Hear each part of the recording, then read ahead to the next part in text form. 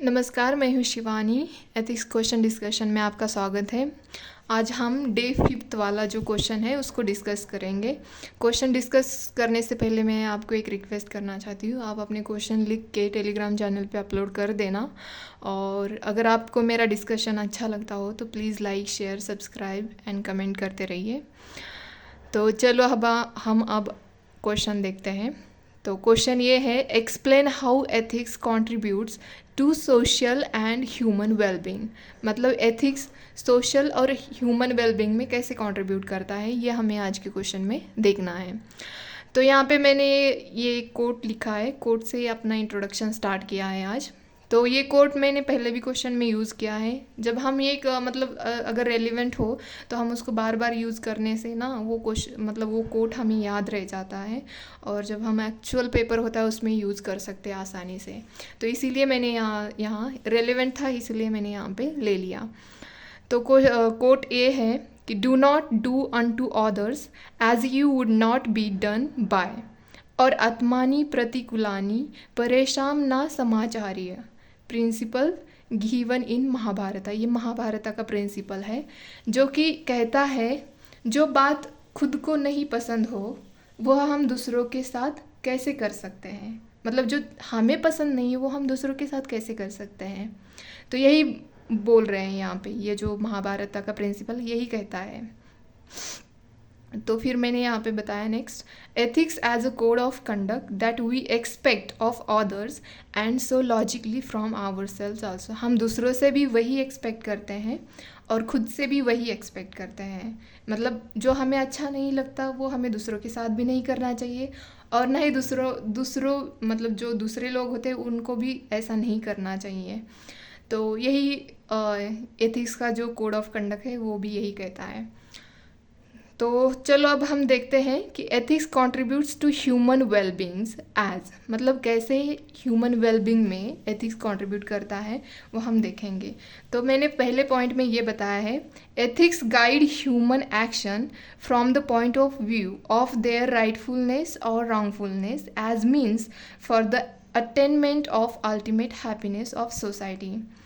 मतलब एथिक्स यही गाइड करता है ह्यूमन के एक्शंस को। मतलब जो भी ह्यूमन के एक्शंस होती है वो एथिक्स के अनुसार ही होती है कि क्या गलत है और क्या सही है।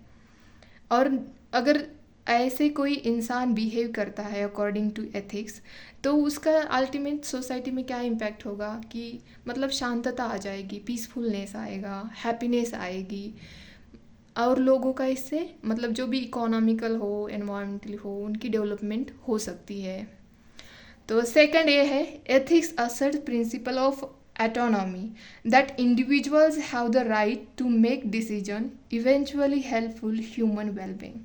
एथिक्स क्या करता है कि कोई भी इंडिविजुअल हो उसको एथिक्स फ्रीडम प्रोवाइड करता है कि क्या गलत है और क्या सही है, हम उसके आधार पर अपना डिसीजन ले सकते हैं। और अगर हम अपने खुद के डिसीजन ले पाते हैं तो वो आगे जाके क्या होगा, वो हमारी वेलबींग के लिए ही अच्छा होगा। हम उसके अकॉर्डिंग अपना जीवन, जो भी हमारा फ्यूचर है, उसको सुधार सकते हैं। तो ये सेकंड हुआ। अब थर्ड देखते हैं, ethics gives confidence to human character to develop their personality strong. अगर मतलब एथिक्स हमें कॉन्फिडेंस एथिक्स से मिलता है। एथिक्स के मतलब एथिक्स से ही हमें पता चलता है कि क्या सही है क्या गलत है। इससे हमारा, अगर हम एथिक्स के अनुसार रहते हैं, मतलब हमारे एक्शंस रहते हैं, तो हमारा कैरेक्टर बिल्ड होता है और उससे हमारी पर्सनैलिटी बहुत अच्छे से स्ट्रांग बन जाती है।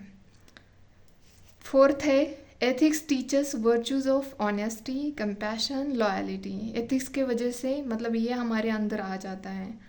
अगर आप देखोगे ना, इमोशनल इंटेलिजेंस चैप्टर है एथिक्स का, आप पढ़ते रहिए एथिक्स, तो उसमें ये है कि कंपैशन क्या होता है ये आपको पता चलेगा कि कंपैशन एक हाई लेवल की स्टेज है इंसानियत के अंदर। तो ये सब चीज़ें हमें एथिक्स की वजह से ही मतलब हमारे अंदर आती है। तो हम आगे देखते हैं। नेक्स्ट हमारा ये है कि फिर मैंने यहाँ पे जो हमारा जो एथिक्स कंट्रीब्यूट करता है ह्यूमन वेलबींग में, तो उसके लिए मैंने एक यहाँ पे चार्ट बनाया, मतलब एक ऐसे टेबल बना के उसमें अंदर लिखा है, ताकि इससे ना हमारा आंसर बहुत बेहतरीन दिखता है और हमें जहाँ पे भी ऐसा बन सकता है वहाँ पे हमें करना चाहिए। तो social wellbeing is equal to individual human wellbeing. अगर सोशल की सोशल वेलबींग होगी तो इंडिविजुअल की भी वेलबींग होगी। अगर इंडिविजुअल की वेलबींग हो रही है तो सोशल वेलबींग भी होगी। मतलब अगर आप देखो ना, हर एक इंडिविजुअल से ही सोसाइटी बनती है ना। तो अगर इंडिविजुअल से सोसाइटी बन रही है तो फिर इंडिविजुअल की डेवलपमेंट होगी, मतलब वेलबींग होगी, तो ऑब्वियसली सोसाइटी की भी वेलबींग हो जाएगी। तो यही ये मतलब इस टेबल से आपको समझ में आ जाता है। तो फिर हम देखते हैं नेक्स्ट जो पार्ट है हमारा, मतलब जो क्वेश्चन का नेक्स्ट पार्ट है कि ethics contributes to social wellbeing. तो हम नीचे देखेंगे फर्स्ट में, act of individual choices that basis of ethical values serve social wellbeing. मतलब अगर इंडिविजुअल की जो भी चॉइसेस है, जो भी एक्शंस है, वो किसके बेसिस पे होती है? एथिकल वैल्यूज़ के ऊपर होती है। तो वही जो भी हमारी डिसीजन होते हैं, जो भी हमारी वैल्यूज़ होती एथिकल, तो उसी के अकॉर्डिंग आगे जाके मतलब सोशल वेलबींग भी होगी। सेकंड है, instead of being materialistic we are about the consequence of action on the lives of others. मतलब हम जस्ट मतलब जो मटेरियलिस्टिक चीज़ें होते हैं उसको यूज़ करने से पहले हम, अगर हमारे अंदर एथिक्स है, हम एथिकल है, तो ये सोचेंगे, सपोज मतलब ये सोचेंगे कि क्या दूसरों पे परिणाम होंगे, इसके क्या कंसिक्वेंसेस होंगे दूसरों के ऊपर। जैसे कि मैं यहाँ पे एग्जांपल दे रही हूँ, अगर मैं सोच रही हूँ कि मुझे मतलब एसी यूज़ करना है, तो ये तो एसी तो फिर सिर्फ मुझे बेनिफिट होगा उससे, बट जो उससे जो मतलब जो भी गैसेस निकलती है, जो भी इमिशन होता है उससे, उसके तो मतलब उसके तो कंसिक्वेंस सबके ऊपर दिखाई देंगे, ना कि ओनली मेरे ऊपर। तो अगर मैं एथिकल हूँ तो उसको यूज़ करने से पहले मैं ये सोचूंगी कि दूसरों के ऊपर क्या उसका परिणाम हो रहा है, क्या उसके कंसिक्वेंसेस हो रहे हैं, ये मैं सोचूंगी। तो थर्ड देखते हैं हम, ethics choices promote impartiality that no one person's well-being is regarded as more worthy than any others। मतलब एथिक्स के अकॉर्डिंग जो भी हमारे चॉइसेस होती है वो क्या करती है? इम्पार्शलिटी प्रमोट करती है। इम्पार्शलिटी मतलब किसी के साथ भेदभाव नहीं होना होता है, या किसी बस एक पर्टिकुलर ग्रुप को या पर्टिकुलर इंडिविजुअल को हम महत्व दे रहे हैं, उसी के वेलबींग के ऊपर हम महत्व दे रहे हैं, ऐसा नहीं होता है। एथिक्स के चॉइसेस के अनुसार अगर वो प्रमोट कर रहा है इम्पार्शलिटी, तो उसके मतलब सामने मतलब सभी इक्वल है, सबकी डेवलपमेंट होनी चाहिए, ऐसा एथिक्स कहता है, और ना वो पार्शलिटी नहीं करता है बिल्कुल भी। तो हम फोर्थ देखते हैं, ethical individual from ethical society. अगर कोई इंडिविजुअल एथिकल है तो सोसाइटी मतलब वो कहाँ से आएगा? एथिकल सोसाइटी से ही आएगा। अगर एथिकल सोसाइटी है तो वो इंसान कहाँ से आएगा?